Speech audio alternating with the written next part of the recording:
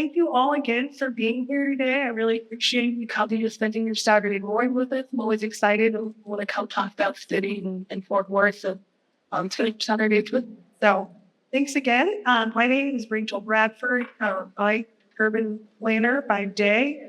Girl and won't stop talking about transit by night. But today I'm here representing Community Design Fort Worth. If you don't know what Community Design Fort Worth is, it's a nonprofit organization with a mission for enhancing the quality of life of Fort Worth and Fort Worth communities.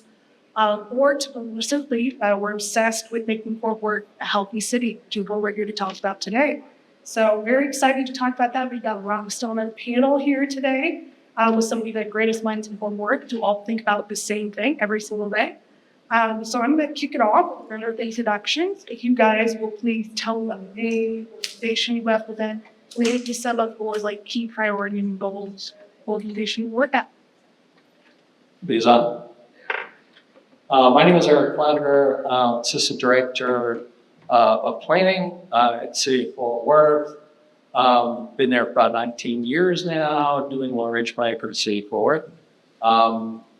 Right now, we're focused on the new 2050 comprehensive plan for the City of Fort Worth. So this is a long-range plan for growth and development, contains everything the city does, and is connected to open space plans, transportation plans, everything else. And really the goal that we're after is to build more implementation tools and feedback into this comprehensive plan. So I'm going to be a little bit different from previous ones.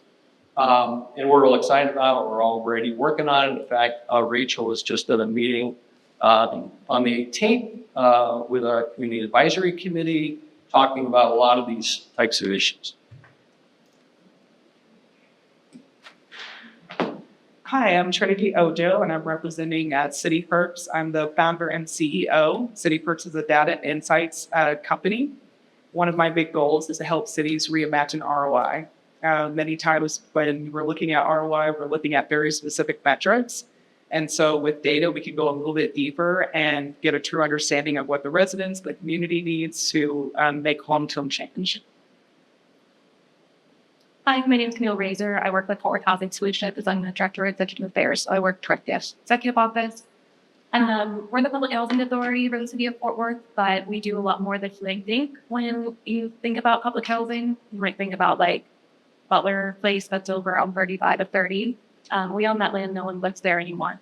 But we do more than just traditional public housing. In fact, we only have like a dozen, I think, traditional public housing units still active. We administer and the housing choice vouchers that folks can take to any landlord. But we only have 4,800 of those that we can fund within our budget from HUD for a city of million. So we have to do more than just administer HUD programs.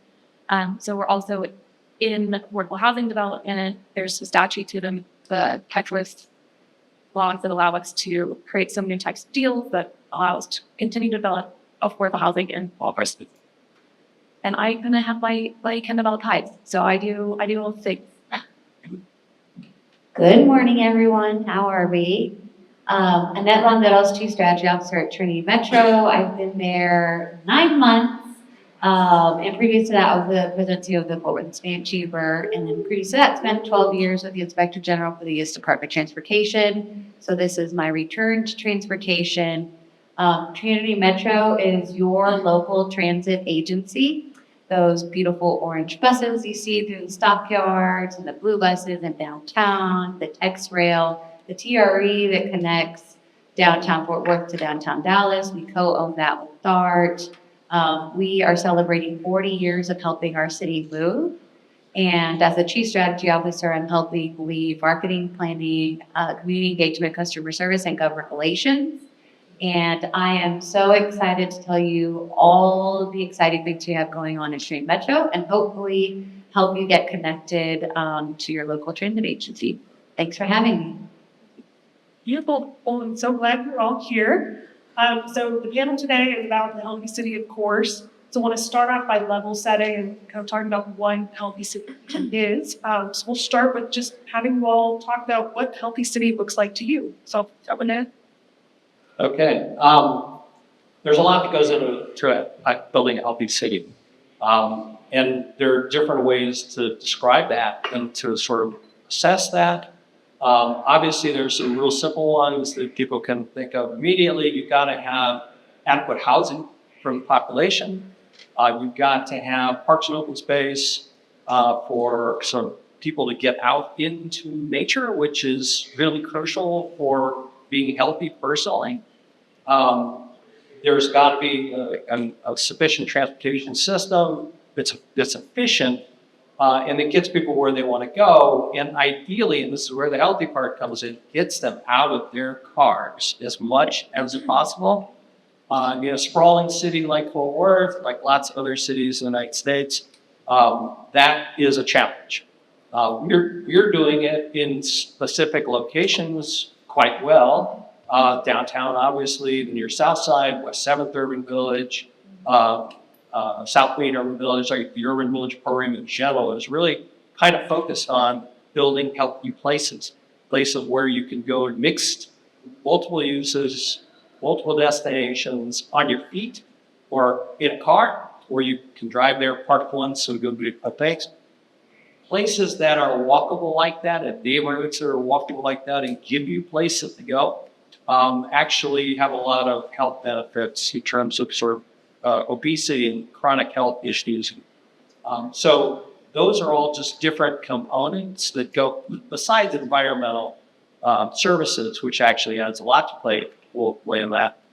So these are the different components, and that's why, as the comprehensive planning team, myself and our colleagues back in the back, Stella, and I think I saw Tony over there somewhere, but so that's why we're working on a comprehensive plan. The whole point is to connect these different areas and make them successful. And having heard from you just to put it up, fiscal health is really crucial. There are a lot of communities in the country that are challenged right now with, okay, we built real fast, we built a lot of roads, and now we don't have money to maintain. So what are we going to do? Are we going to let roads go to gravel? There are communities that are actually thinking about that right now.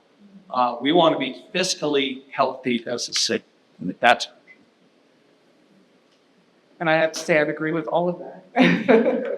But also true measure of those same things. Being able to take a look at the growth that you're having and being able to really understand where you may need to improve, be it infrastructure or even housing, and understanding what kind of things your community really needs.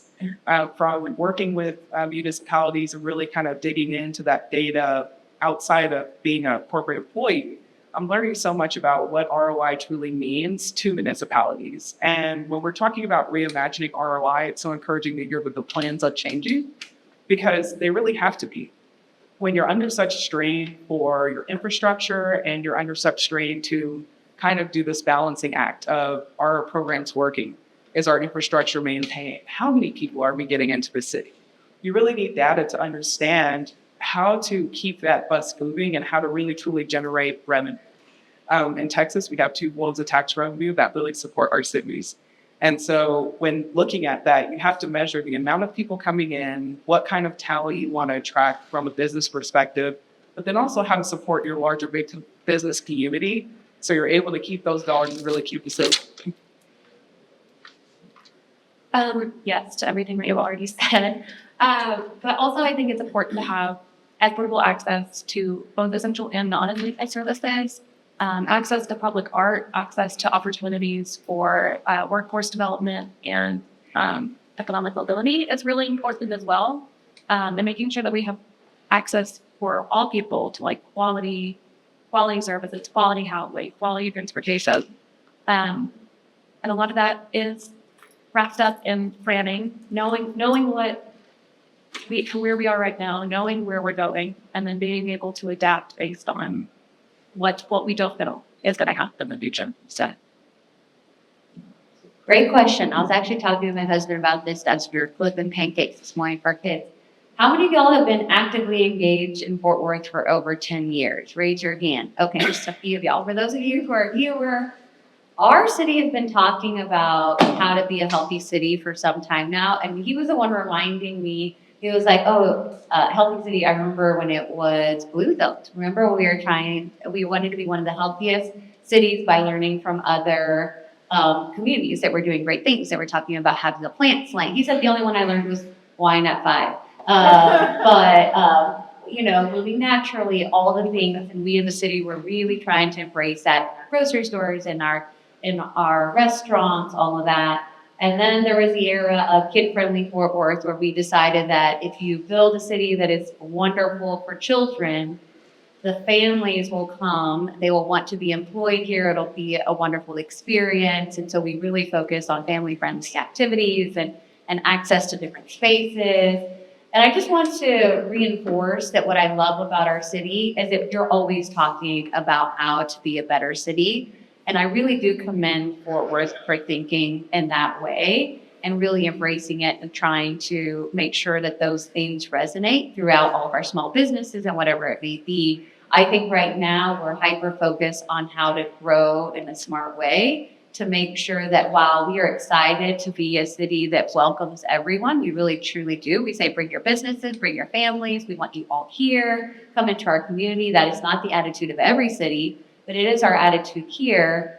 We want everyone to move here, but how can we do it in a way that we are being very intentional, thoughtful, and careful about the experiences that all of our communities are having during that period of growth. So in terms of accessibility, mobility, transit, I think we have a lot of investment to do and a lot of smart planning to do. That's why we're really lucky to have folks like Eric thinking about this every day. This is wonderful. We know that we have a great city. How do we continue to expand and grow this in a way that we can still be great and not be victims of our own growth? So I think that's kind of where we're at.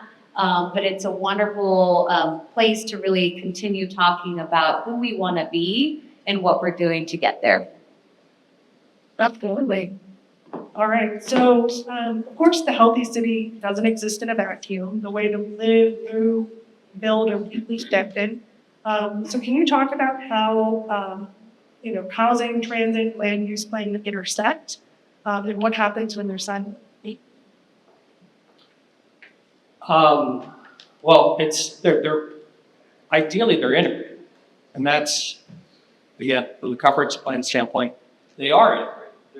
We have sort of an umbrella plan that contains land use plans, that contains transportation plans, contains parks plans, and all of that policy framework is all connected together and has some actionable items. We're going to try and increase the number of those in the comprehensive plan that we're doing right now. And again, that feedback loop in terms of how we're actually doing it in implementation.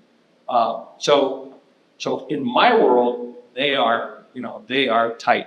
All of that connects. They can't really succeed individually without understanding what's happening with the other. So I come from a world where that has to be intersected. And we're constantly working on that. So if they're siloed, and they often are in places, and I like to think that we're a little better than some other cities, but we still have work to do as well to ensure that we're not siloed. And that's part of just a large organization, and we are, 1 million people. We're actually more than that at this point. And we have been the fastest growing largest cities were 500,000 for 25 years. So there are a couple of years in there where we're number 2, but basically Fort Worth has been the fastest growing place in the country in terms of large. So we have to get it right. We're under pressure to do that in our own brains because as professionals operating in this, you know what happens if we don't get it right. And you all can just look at other cities and be able to see the outcomes of that. We want to do a lot better. We want to be the kind of place where, if you go on vacation someplace, you don't go to a typical suburban neighborhood on vacation unless you're visiting somebody there. You're going to go someplace that is walkable, that has a lot of things to do, and is well connected by transit trails, other ways, green spaces. So that's all intended to be connected. Isn't always. We work very hard at that forward.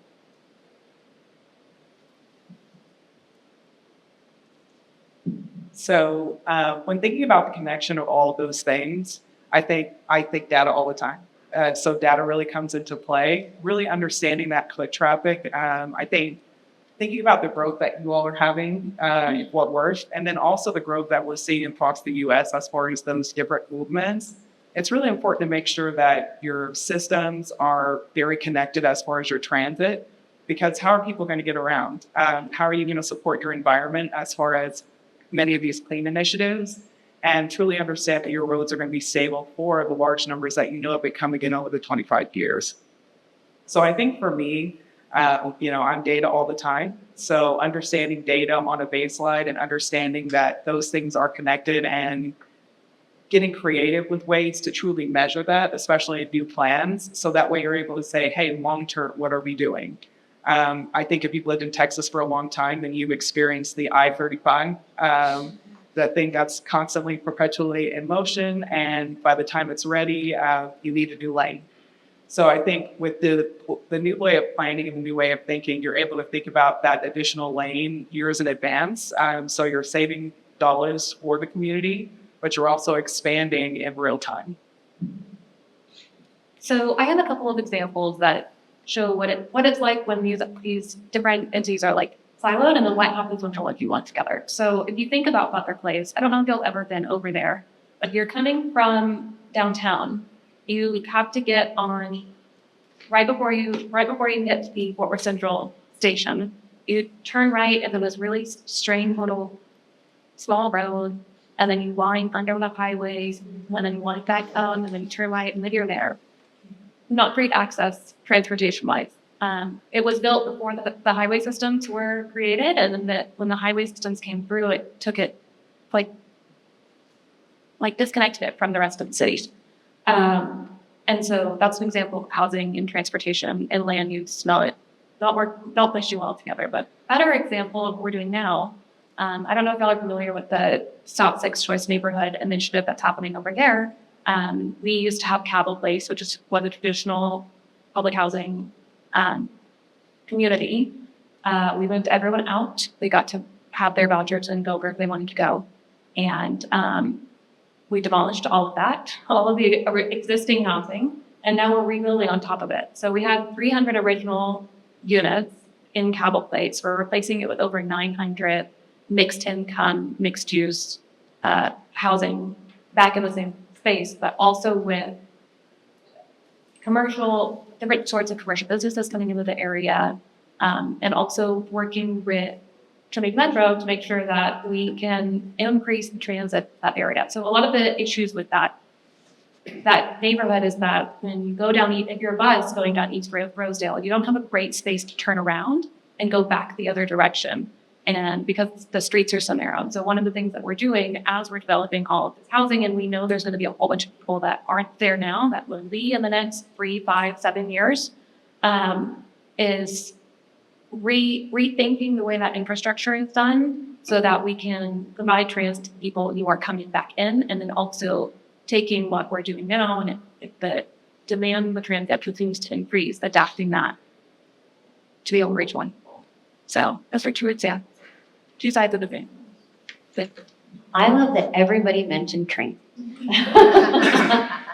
For us, it's really, truly understanding. We've been talking a lot about this, and who is Trinity Metro? Who do we want to be? How do we serve this community? Essentially, it's our job to connect all the things and make sure that everyone can access everything that's being planned.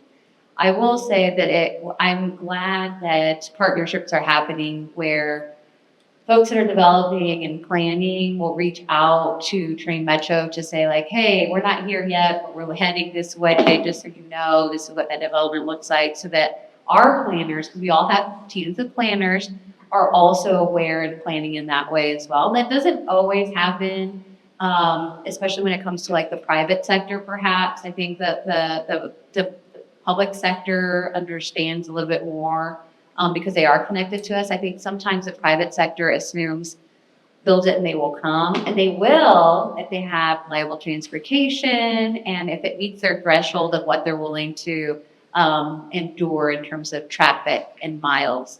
and whatever it may be. But what if, in addition to that, there was a transit option that could also get you there where you didn't have to sit in traffic, or perhaps you didn't have to drive your car and you could be on your laptop working comfortably, or reading a book, or listening to a podcast, or whatever it may be.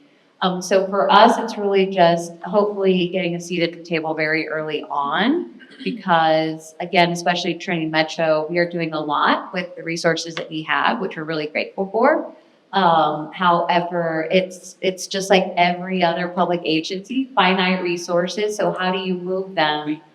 And if folks are moving in all the directions, we're trying to connect as much as we can, again, with finite resources. And if you create a new bus line here, that means another bus line's got to go away or shorten, or the headways have to be reduced from every 15 to 30, which makes it less, accessible for folks that are hoping to get to work and not miss their form of transportation. And so those are all things that trying to get folks aware of with careful pre-planning. We want to connect all the things, and so driving that home, let us know in advance, so we can plan for that as well. That's actually a great transition to another question that I had. I'm just gonna go back. Okay.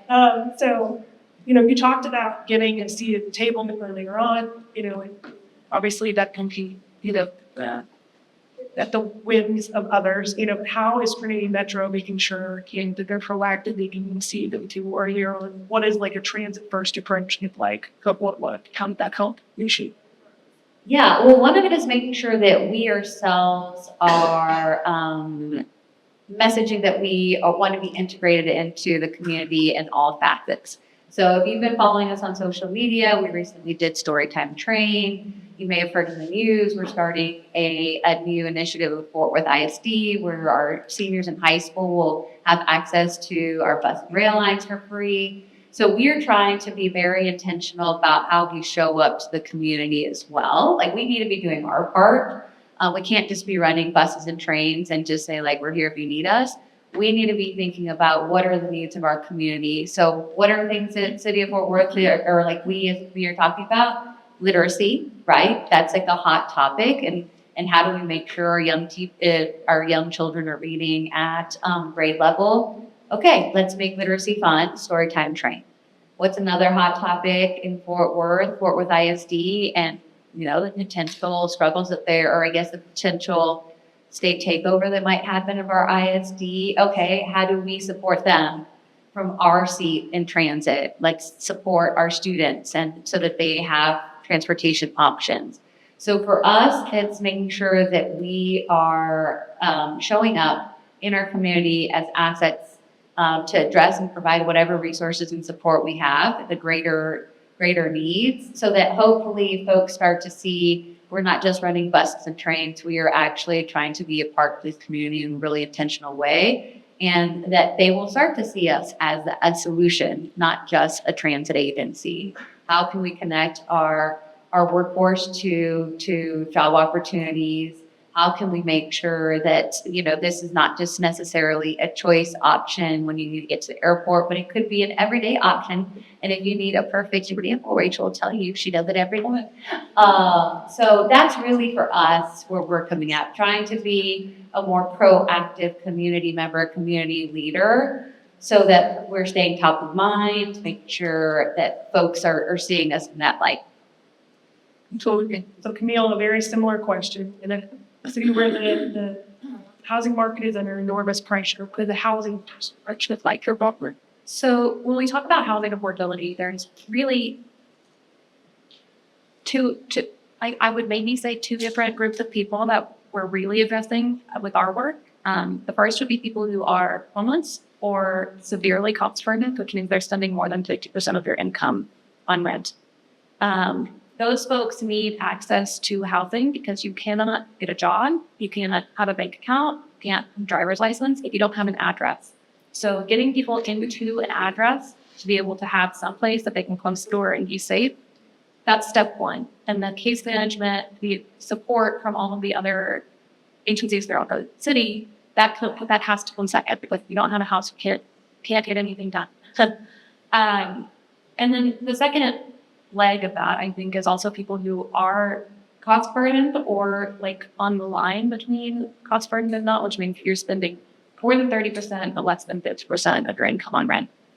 Those are people who make 60 to 80% of the area median income. We use that term a lot in housing, and so it kind of is helpful to understand what that might look like. For a family of four, people who make households who make 80% of the area median income, or households that are making $85,000 a year. So things are getting less affordable. You might not think folks who are making $85,000 a year are folks who need access to some sort of lower rent or affordable housing in some avenue. And so for them, a lot of that, the work that we do to provide housing options for them at more affordable prices is prevention, from preventing them to get to be severely cost burdened, prevent them to face homelessness, things like that.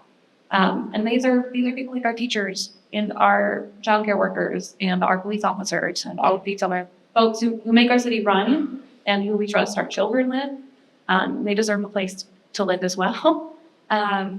Yeah, and then it also allows for them, when they're not spending so much money on rent, to spend money in other places, which creates economic growth for the city overall, and also economic mobility for families. They can build church or wealth. Yeah, totally. All right, Trinity.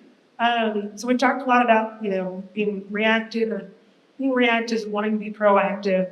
And technology and data are kind of changing what's possible for cities like ours. Your work providing senior section balance. So can you talk about how smart city tools are helping cities shift from reactive to proactive planning, especially that's really, for what? Yes.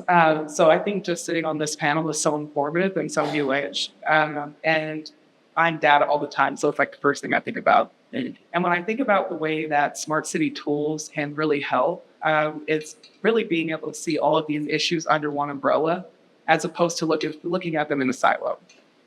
Cities have traditionally faced a lot of disjointed programs and disjointed data sets because each of these organizations have their own data set that they're looking at. Even private sector looks at a lot of different data sets that are outside of looking at the holistic of a city. So if you're able to join those data sets, truly see overall, then you can see all community members and their needs. And you can adjust programming and really get ahead of some of these issues that you're facing. With the implementation of things like meaningful AI and utilizing of data further, you're able to really create programs that are here to help residents see what's happening on the ground truly today and really proactively plan for the future. So that way you're not kind of living in a lag as far as making a plan that looks great for today. But, what we learned from COVID is the plan that looks great for today could change literally in a moment's notice. And so you have to be prepared for all avenues, literally, like the next week. And so that's where data can really help, and smart city tools can help cities really be prepared for, big things like that and the influx of people and everything. The 31. All right, here is. So you talked a lot about, the relationship between land use, transit, housing, how you're already thinking about that balance. But can you talk more about the relationship between land use and the community's quality of life, and get a long-term sustainability through perspective? Yeah, and I touched on a lot of that already. And also, we get up in the morning and think about data cheat. So we use it all the time for everything we're doing. But data is part of kind of the answer to that. So quality of life really comes from the places that you inhabit and what you do there and who you meet there and what kind of amenities are available for you to enjoy. And all of those things are typically in some way, shape, or form a place, a physical location on the map. And those are uses of land, different kinds of uses of land, housing, transportation, data centers, all kinds of park spaces, things like that.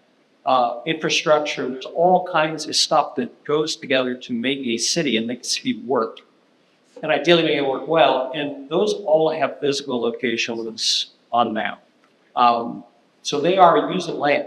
So all of this is using land. So land use is what builds quality of life. And guiding that land use in a way that brings together opportunities, brings together people and places that they love, and that's really kind of one of our cults. It really makes a place where people just say, my quality of life is great, and it comes from how the city and how the city's residents, the city's businesses, how they use land, because that's what the city has, is land. That's really what makes up the city.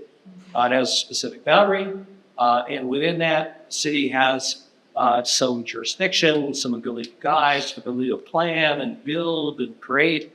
So that's that. I mean, it is what creates quality of life.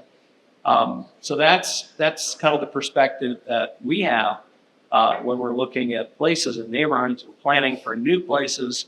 That's just that's an important part of, we can't take those things apart. And truly, so talked a lot about, all the things that, kind of want to be more proactive. And we also talked a lot about how fast the city's growing, has been growing for some time. So knowing that we're one of the fastest growing cities in the country, what do you think are the top 2 actions that we should take in the next 5 years? Stan? Okay, well, can I say 3? So there's a We're lot. going to cut us off eventually. So there's a lot. Okay, so just kind of, we need to complete the coverage plan. That'll happen in a couple of years.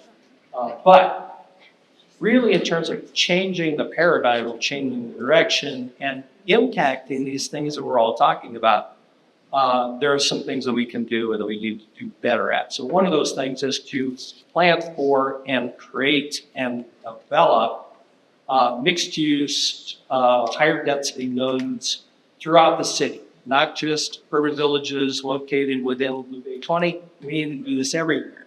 And that gives these neighborhoods something to actually have a neighborhood around. Without that, it's like, how far do you want to drive to get to something that and by that time, you're not calling it your neighborhood. You're kind of, often bored with the neighborhood, and your kids want to leave as soon as they get a chance. We don't want that. We want places that have unique, have creative, have public spaces that bring people together, that have different opportunities for work and for spending your money and shopping, and going to restaurants, and for entertainment activities.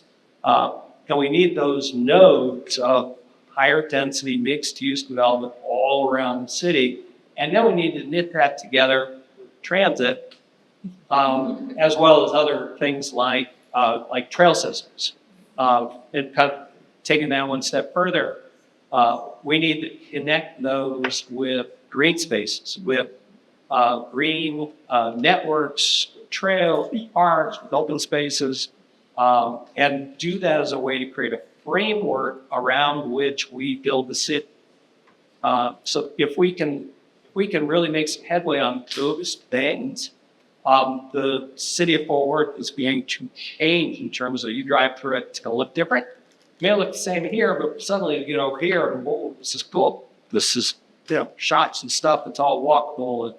And there are green spaces that I can bring my kids to, and I can be healthy.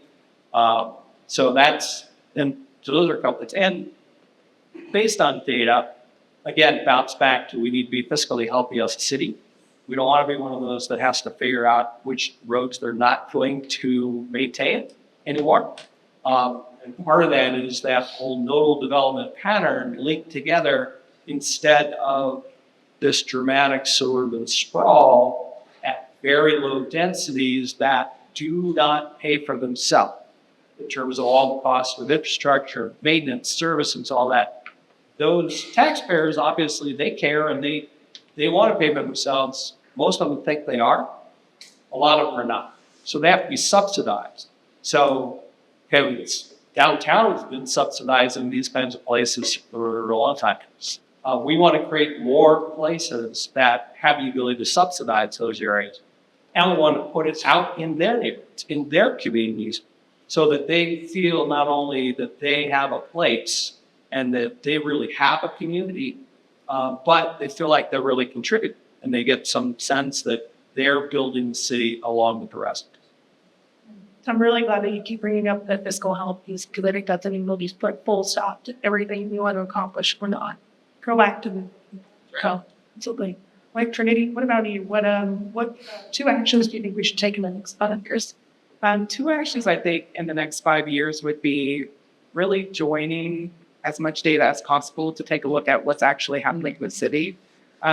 You guys use a lot of data, and all organizations have a lot of data. But something that I founded City Perks on was the principle of leaving the silos, bringing it under one roof, and really being able to see the leverages on those places. A really great example of this would be the North Texas Food Bank. They are basically allocating their services based on the data and the need. It has changed the way that they allocate their services. The new era we're in, they're not receiving as much funding as they have in the past. They've had to take these actions, but it's made them more efficient. And I think joining these data sets together allows cities to see all ends of the spectrum. It allows you to really see, what makes movement. And something about myself living in my own city is I grew up in the Metroplex. I grew up in Grand Prairie, and I did leave. I left to go to school. And then when I came back, I didn't come all the way home. And I want to see more people staying and really truly being able to live in their environment. And I think data can help you understand that, because it helps you see the true needs, be it, the holistic needs of all of your residents. So that way they are able to start subsidizing themselves and shopping in their area locally. And I think, one of the big data sets that I look at is migration of people. Why do people leave Fort Worth to shop in Dallas? Why do people leave Grand Prairie to shop in Fort Worth, to shop in Dallas? And what do you do to keep those people locally so that they are supporting themselves and so that their communities can grow and have those mixed-use facilities? Not to shop, why are they going to work in the cities too? They do things. I think that's what I think a lot of people that I talk to, my age, younger, older, all love Fort Worth so much, but want to do things to make people want to stay here. Everyone's really critical, not had to take the public process. So you. This is a bad one. There's so many things that need to get done, and so many things that we can forth. I think within the housing sphere, we continue to develop, but also maintain and preserve affordable housing at the current rate sets, and recreate financial structures for current multifamily housing that maintains affordability in existing multifamily units. But aside from that, there's so many things that have to get done. We need to have healthy transit. We have to have healthy housing. We need childcare that's affordable for folks. We need a whole host of things. And I can't focus on all of it at the same time. You can't focus on all of them at the same time. So I would say we all need to choose something that we really care about, that's really impactful to us, and dedicate our time and energy into solving that issue. So in being able to dive really deep and sustain attention on that issue, because that's the only way that we change systems, the only way that we build a city that's able to sustain itself and adapt to what and how you get 10%. Do you think? Okay. One is very obvious. We need to invest in our transit system and prioritize that. For those of you who are not aware, we are a half-cent transit system, right? Often folks are like, well, Dart has so many more trains, they have so many more buses. They are a full cent transit system. So we are funded by half, but even less, because of course our funding is a little bit bigger than ours as well. So I truly do, and I don't say this because I work there, but I've been just digging in, and I'm really impressed about what Train Metro is able to do on a half cent when you're talking about we still have 2 trains, fixed route buses, van pools, bikes, all the things on demand, all the things that are able to be accomplished for a half cent. I think the team before me has done a really good job of trying to show up the best they can for the city. However, imagine all the things that can be done if we were able to invest in transit. And I know that there are folks with a conversation about growing up in Texas. I grew up in San Antonio. My dad was a bus driver, so I will say transit's always kind of been around me. But folks talk about how Texans don't like transit. Some Texans don't like transit. Yes, they love their cars, but even if you love your car, you should love transit, because those who do love transit will get off the highway because they will choose to be on transit, and therefore your big truck can go a little bit faster, or whatever it is you're driving that you prefer to drive. So everyone should be down with transit, whether you really love your car or you don't, because there are people who want to ride transit and get off the highway.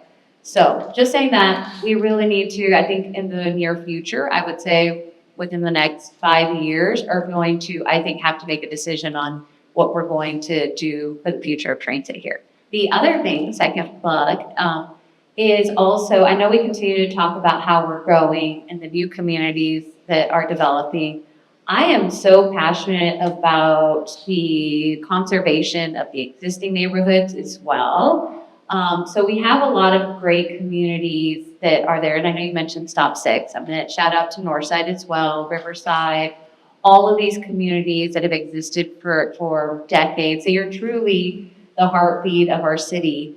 How are we making certain that we are conserving really those communities, so that unique flair, the unique culture of those communities?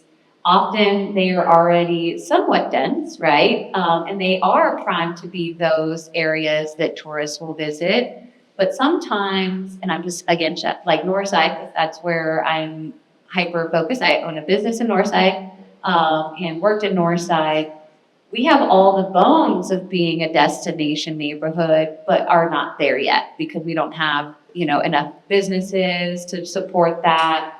And so what are we going to do with those communities that really have the foundation to be a destination community, but necessarily not the tools, maybe not the resources to really turn them into something that they themselves and their neighborhood can be proud of, but that can also bring in folks and welcome them so they can share their communities as well. So neighborhood conservation, just putting that out there too.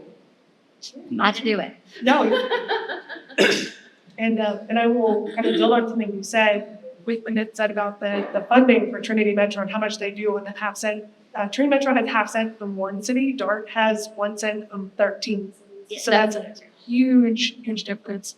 Okay, we're going to take one more question for everyone before we go to audience questions. So can you talk about how we can better engage with the community to support healthy trucking?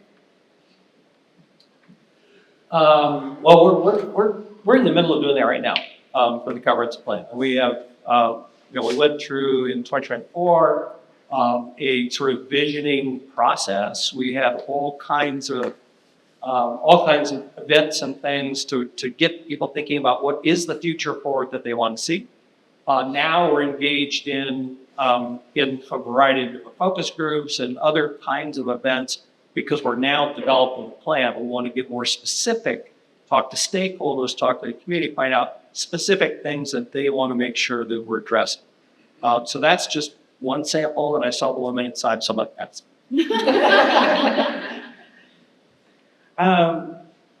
I think one thing that I've definitely learned here is all of the plans that are going into play, working with cities. I'm learning about the various things that have to go into understanding in order to make these plans come to life. Something that I really want to kind of, recommend for cities and is reimagining the ROI behind cities. And so, jobs are a really big deal. Thinking about how you can keep people central in your location and being able to work and live in your area. People are doing so many really wonderful things. And I think data is a really great way to understand how to attract the right kind of industries and how to build communities that people really are invested in. That's something that will not only help you as far as improving the quality of life within those cities, but also improving your tax dollars. As we engage with the community, it's really important that we build trust, especially a lot of communities that have been divested from or kind of ignored from the city or from society writ large. Don't have a lot of trust in systems to be able to revitalize their areas in a way that works for their communities. And so building trust, And following through on like say you're going to do is really important. Within stop signs, but also places like the Las Vegas Trail area. Those are long-term problems and they require long-term solutions, but we have to inch by inch make it better. And for the community to remain engaged, they need to see the progress that you're making and that you're sticking to your word and you're doing what you said you were going to do. Yes, I'm just going to say yes to everything y'all said. But also, I think the best thing that we can all do is try transit if you haven't. And also, I just wanted to go ahead and plant a seed. On September 22nd is National No Car Day. Just wanted to mention that that's something that we are going to be reaching out to the community to just really encourage folks. Like, if you can't get to work without a car, maybe you could go to lunch on transit. And post about it, hashtag let's ride. And so really the more that we support and try the resources that we have and engage with our city, the more that they're going to be able to do more. And that's just across the board. If we really want to be the big champions of our city, staying engaged, trying the things that are out there, that way that we are better at just being able to have these conversations and being champions of being the healthiest city we can. All right. So now we have time for some audience questions, I believe. So you have some mics here in the aisles. Anyone have any questions about Tailwinds? Bill, okay. Yes, thank y'all. I'm not sure if this is on, but I talk pretty loud. So thank y'all for coming and being on the panel. Great panel, of course. I was going to ask, has there been any conversations when it comes to population density as well as affordable home ownership? Is anybody talking like as condo construction or permitting for development?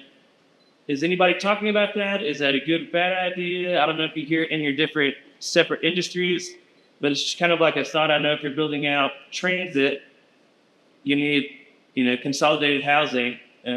Anyways, have condos been brought up in the circles that any of y'all are working in? Sure, I can jump on that. So that's basically, so a physical development form could be apartments, could be condos, could be mixed use with ground floor retail, I mean, these offices on one floors, that kind of thing. So the condos, what's different about it is that's an ownership opportunity. It's not a rental opportunity. So, and you sound like you're familiar with condos and you may be familiar with some of the state law issues with making condos more or less viable. And the state of Texas has been in this weird place for a while where they really haven't done much to support that. I think it's important because, we do have condos in Fort Worth, like Kirby Plaza would be a good example. You've got owners there, you've got a committed group of people that are there for the long term. And they really help to knit together a community. And other examples in Fort Worth where we've got that same kind of thing going on is that really is important. So it's not just about density, the ownership pattern is important. And where we can support that, we would like to see more condo opportunities out there because of that very fact. Our trajectory as the United States, but certainly Fort Worth as part of that, is family sizes are getting smaller and have for decades. So most families in Fort Worth are one person or maybe two people.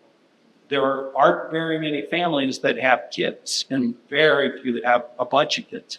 What we've developed on the ground is a whole lot of single family residential where you're expected to have a swing set in the backyard and 3 kids and, but that's not really what families are like now. We certainly have them. We certainly want to have more, but we have to address the needs of the others too. And we built this, sprawling suburban area around the city that folks that are, the kids are gone. They had kids, made sense for them at that time. Kids are gone. And now they're out there mowing the lawn at 70 years old. It's 105 degrees outside. they don't necessarily want to do that. Some of them do, some of them want to age in place, want to give them all the tools to do that, but we want to make sure that we're addressing the needs of the whole population, not to collect anybody. I don't know if that answered your question. Yes, absolutely. Thank you. Great. So for the sake of time, just in respect of everyone's time, I cut there, but I know some of you guys are sticking around, so if you have any other questions, feel free to ask them. But please, round of applause for the LPC community.